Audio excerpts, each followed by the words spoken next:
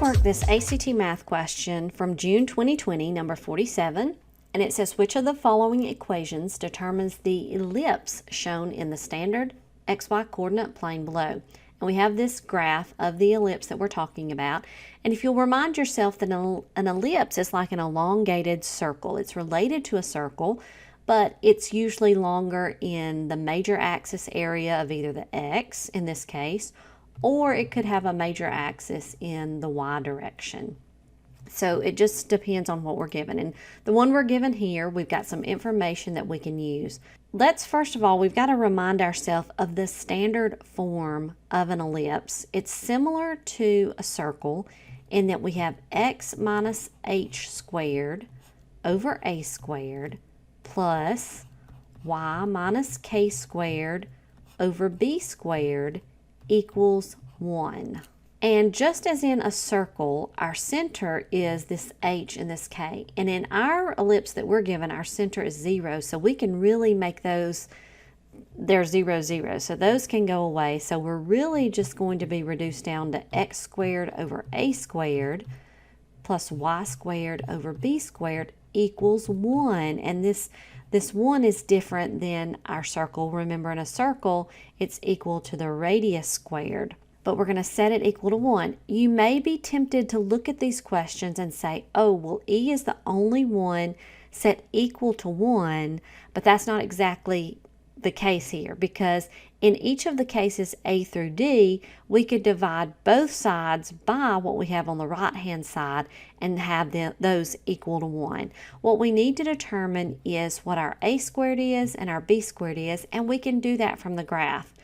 I said something at the beginning about a major axis, and that's going to be where your ellipse is longest, and a minor axis would be, in this case, the Y.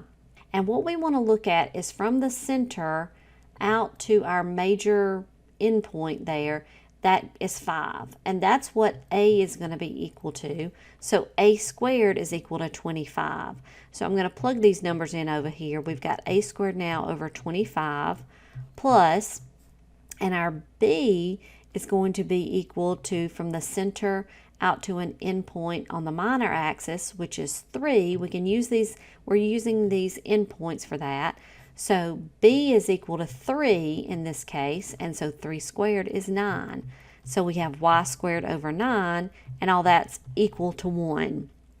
Again, looking at our choices, we don't have that here. So what we're going to have to do is we're going to have to, we can already see E is in the form that this would be, and that does not match. But do notice what they did use. They used A, not A squared, and B, not B squared. But that's not correct. So E is going to be out. So what I would look at doing next is I want to take these right-hand sides and divide them by each term, because that'll set us equal to 1 on the right-hand side. Now, which one do we choose? I'm probably going to try to do the easiest, and I'm just going to randomly, well, it looks like all of these are divisible nicely. So if we divide everything in A by 15, we're going to be left over here with x squared over 5.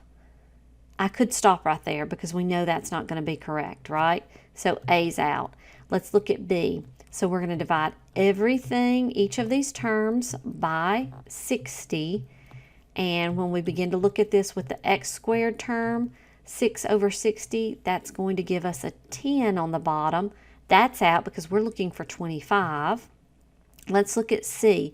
This time we have to divide everything by 225. When we divide 225 by 9, we're going to get 25. And this is what we're looking for. We've got x squared over 25. So let's keep going.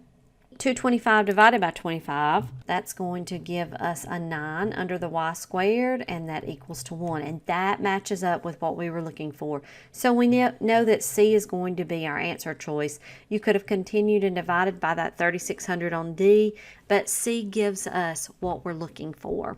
So for a question like this, you've got to have knowledge of an ellipse. what the standard form of an ellipse is, and how you can take the graph of the ellipse and determine what the A and B values are, the major and the minor axis. That's going to help you as you feed that in to the standard equation of an ellipse. This is your math question of the day. We have lots more videos to help you prepare for the math section of the ACT. Subscribe so you'll get our next practice. Until then, practice a bit more on your own, and when you take the test, you'll be glad that you did.